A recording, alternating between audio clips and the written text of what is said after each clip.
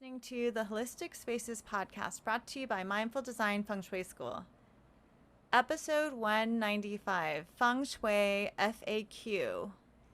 Welcome to episode 195 of the Holistic Spaces podcast, where we hope to inspire, educate, and empower you to create your own holistic spaces that nurture and resonate with you. Angie Cho and Laura Morris are the founders of the Mindful Design Feng Shui School. We teach Feng Shui online at mindfuldesignschool.com. Check us out. Make sure you sign up for our mailing list. We have special workshops and opportunities only for our newsletter subscribers. And if you didn't know, Laura and I teach an online Feng Shui certification program. So we hope to see you in that sometime soon. So for this episode, Laura and I thought we would talk about some of our most frequently asked Feng Shui questions. And I bet all of you may have had one of these questions cross your mind at some time. So I think this will be a fun topic, right, Laura? Yeah, I went back and started thinking about questions that we receive over and over again. So repeats, obviously, it's the things that people think about most. Angie, I know you get them when you do your IG lives too. You probably have a few in there. And some of them, I think, now that I think about it, some of these questions are probably for people that know a little bit about Feng Shui. So they have been following us, or they've been reading things on the internet, and now they have questions. So it's usually, if you've never ever heard of Feng Shui, usually the first question is, what is Feng Shui? Or they think they know what Feng Shui is, and they assume it's just about, moving furniture around and that kind of stuff. So I think I put together a list of questions that maybe are for people that have started searching on the internet and maybe got a little confused. Yeah, well, we could start with that question, what is Feng Shui? Okay. You want to answer that one? Sure. So if someone asked me, what is Feng Shui? I would say I would say a lot of different things, but what comes to mind right now is Feng Shui is an ancient modality that comes from China, and it is a way of looking at your space and see the flow of energy in your spaces to begin to connect what's happening on your inside, like your inner life, your inner environment, and see how that can be affected by and harmonized with your outer environment, your outside, like your home or your house or your land, or even just your bedroom. So the words feng shui literally translate to wind and water. Feng is wind and shui is water. So the whole term is, the proper way to describe feng shui is to say feng shui, because that's how it's said in China. And that's like probably the most cultural appropriate way to address this. And it does come from China. And Good. that would lead me to another question that you can answer, Laura. Okay. What's that? What is this like map that I see everywhere where the Feng Shui Bagua? What is that? Right. So the Bagua is let's see how I can make this in super simple. It's a tool, but it's also a divination method. So it's both. And it is practiced and used. It is used, this way of reviewing or viewing the world or a space is used by all forms of feng shui. And it is based on trigrams from the I Ching, and they have been placed in a particular order that it's consistent. So these trigrams picture a grid, because that's it's easier.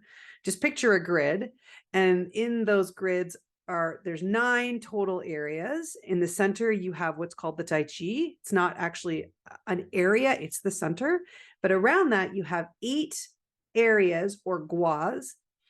Gua means directions. So you have 8 different areas that have different symbolism, significance, and insight for when you want to provide, you want to learn something about what is going on with a situation.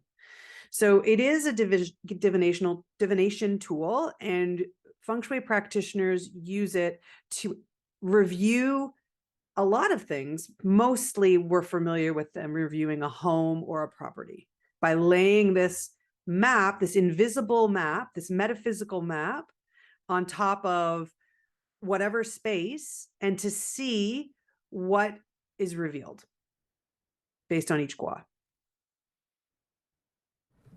Okay, that's very helpful. Thank you so much, Feng You're Shui welcome. expert Laura.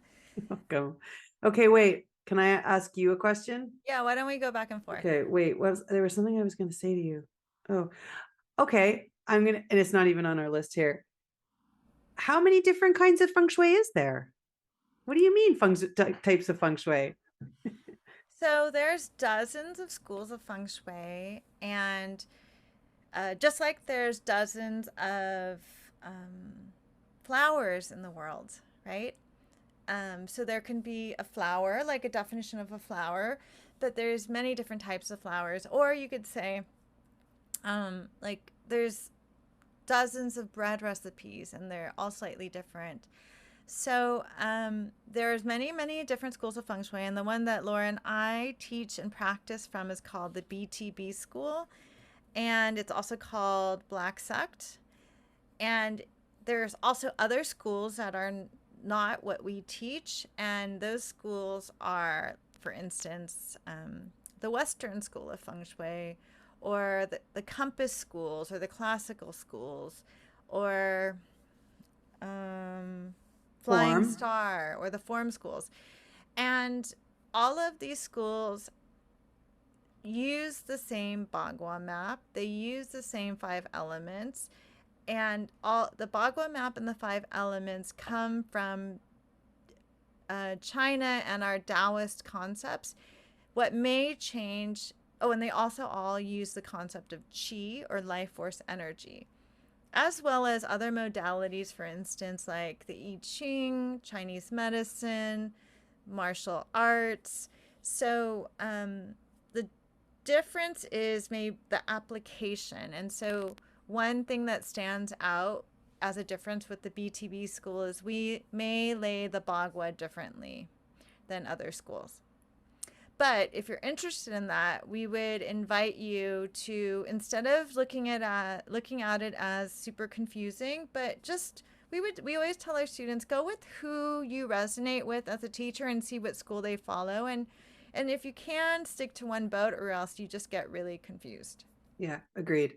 I like to think of it too as almost like when you start your yogi journey, like if you want to start practicing yoga and you know nothing, and you go to the nearest yoga studio and you start practicing it, and then you had no idea that it was, I don't know, Kripalu or Ashtanga. You had no idea. You just started practicing it, and then it's revealed that there are many forms of yoga, but again, it all takes you to the same place. And so I would say the same thing for feng shui.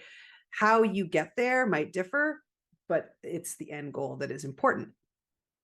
Okay, do you have another question for me? Would you pick a question? Yeah, so why don't we just go back and forth? So, Okay. Laura, can you tell me, is a cactus a bad feng shui plant? I will say it depends. We love saying that, but probably veer toward the answer being no, it's not a bad plants. In my mind, plants can never be bad if they're healthy and they're thriving. But you can choose how to use, if you are using it as a feng shui adjustment, then you want to do it. There are specific ways you can use it. For instance, if you also have pointy, sharp plants near the front of the house when you come in, that's not great. But having said that, sometimes I've seen beautiful applications in the right kind of setting. So, semi-arid, desert type, beautiful homes that are very arid. And it's really the only way you can have greenery, right, in some of these areas. So you have to think about the situation. But if you want to do it in your own home, it's, it's maybe nice to have them on a desk or near your computer.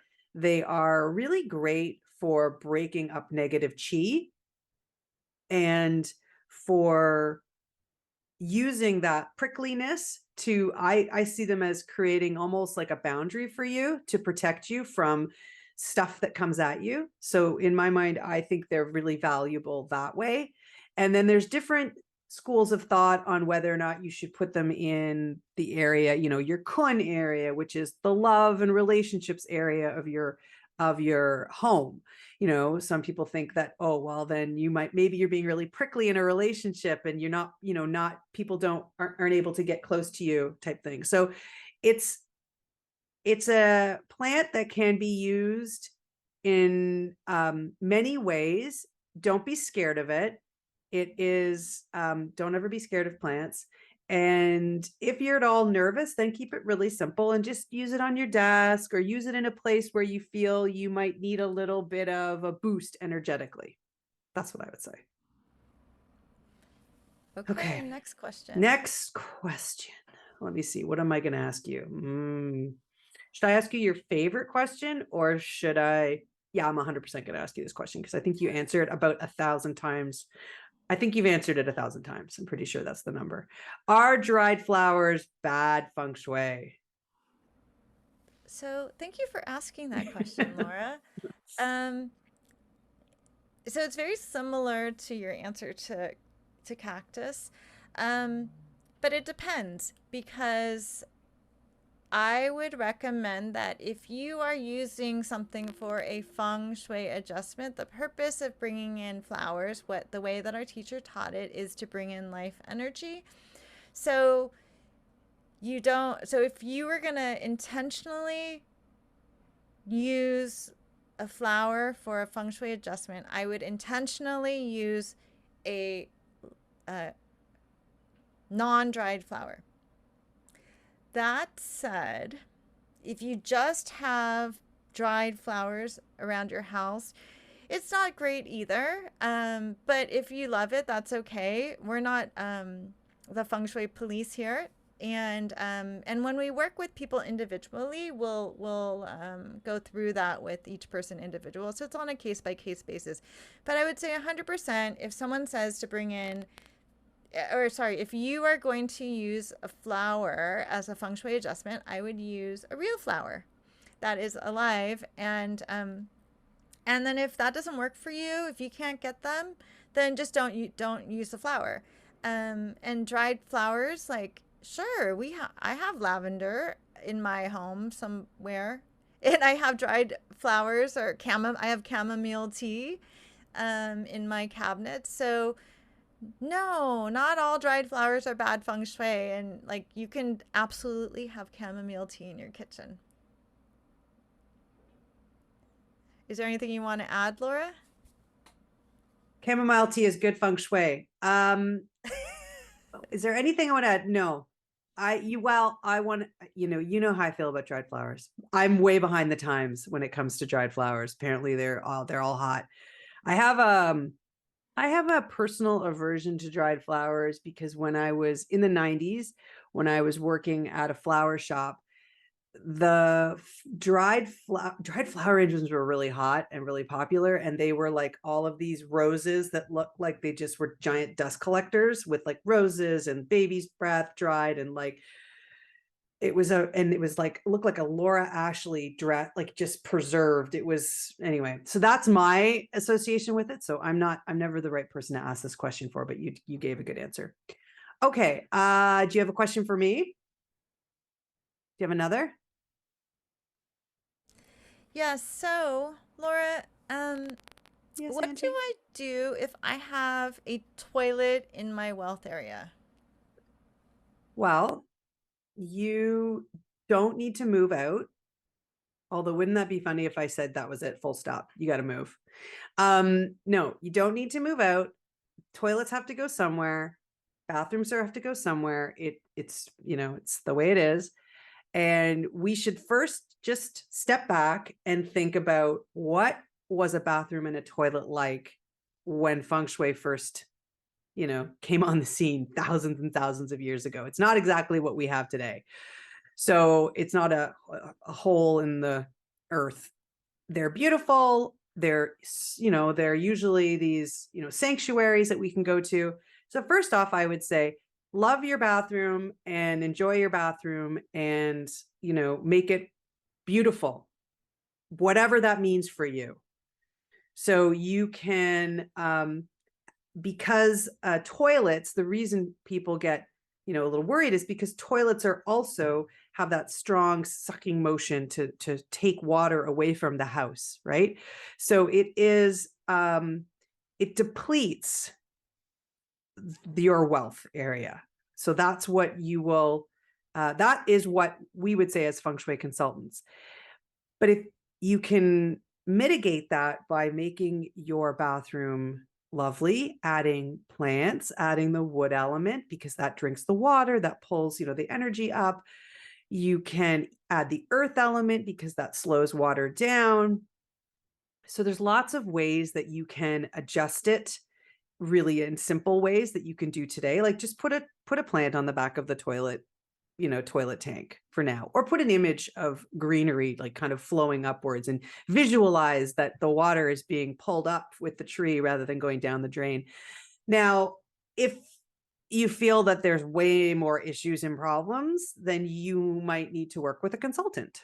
So, which is fine, and that might be worth it for you to really dive deeply into what this toilet and bathroom in your wealth area means on a bigger scale, right? When you look at the whole house and the whole situation. I'm going to ask you a part B because it's kind of the same question. Mm-hmm. What if the toilet is in your love corner? It's actually in feng shui, in BTB feng shui and black sec feng shui, we actually see different guas having different levels of depletion, when it comes to bathrooms. So for instance, wealth, not great, but love and partnerships is actually not that bad. I know a lot of people will immediately think, oh my God, my love life's in the toilet. And sometimes when you think that, or that is telling you something, maybe you do want to make a change. But the beauty is that it's very easy to correct that, because the love area, or kun, as it's called, is earth. It's an earth gua, and it is used to receiving things that are, without getting graphic, you can do the math. And so it has the ability to handle that. But you can also energetically or intentionally, so let's say you are like, oh my gosh, my love life is in the toilet. Well, then what can you do to shift that? Spend some time, adding, the earth elements to that bathroom that's in kun, or add, just make it beautiful. Spend some time, change the towels you have in there, clean it, add some beautiful artwork. That change it. If you instantly if it resonated with you going, oh my God, my love life's in the toilet, feng shui has the ability to give you tools, or feel empowered to take that area and make it beautiful, make your love life beautiful again. That's what I would say. Okay, thank you. Okay. One more, This or well, each? you have one for me. I do have one for you. What is it? Am I going to ask you what is one feng shui tip that they should do? Yes, that's one question I get a lot. What is one feng shui tip that I should do? So, if I know nothing about you and you ask me this, I would say that one feng shui tip that everyone can do is take a look at your front door to your home.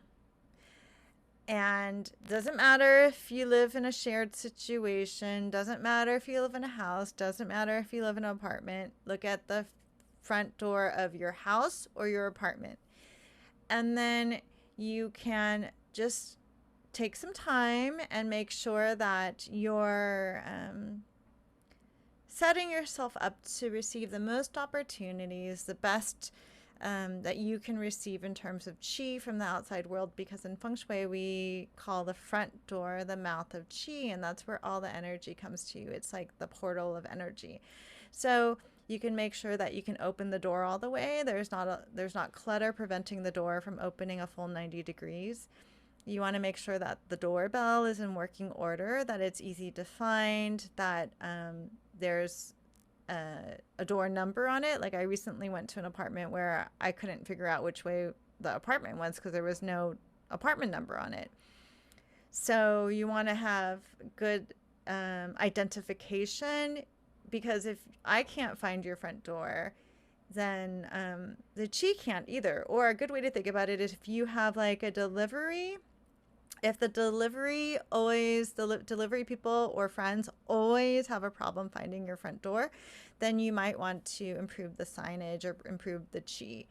And then you can also do something super simple and clean your front door with some intention today. Excellent. Okay. You have one question for me? Yeah, I have one more question for you. Or Okay. actually, well, one question for you, then one question for you. Have one more question for me, right? On the list. I do. Okay. So, Laura, I've heard all about fountains in Feng Shui. Can Mm. you tell me where I should place a fountain, a water fountain? Okay. If you are a water fountain person, a soda fountain would be good. A soda. Oh, Just kidding. I was going to say a water Soda fountain. stream. That's true Soda because you stream. have a soda stream fountain. No, a decorative water feature or a fountain. We do get this question a lot. And they can be used as feng shui adjustments if that is your intention. I would say, to keep it simple, two areas. One, if you are able to figure out the bagua, and if not, you might have to work with someone to do this. You'll want to put it in the career area, flowing toward the house. Okay. Generally outside of the house is better. You don't, indoor fountains and water features are okay. It depends on the feature, how much, how fast it's moving, etc. But yeah, indoor features are okay. Again, keeping it to Con, which is career, which is water gua. That's usually a really great place.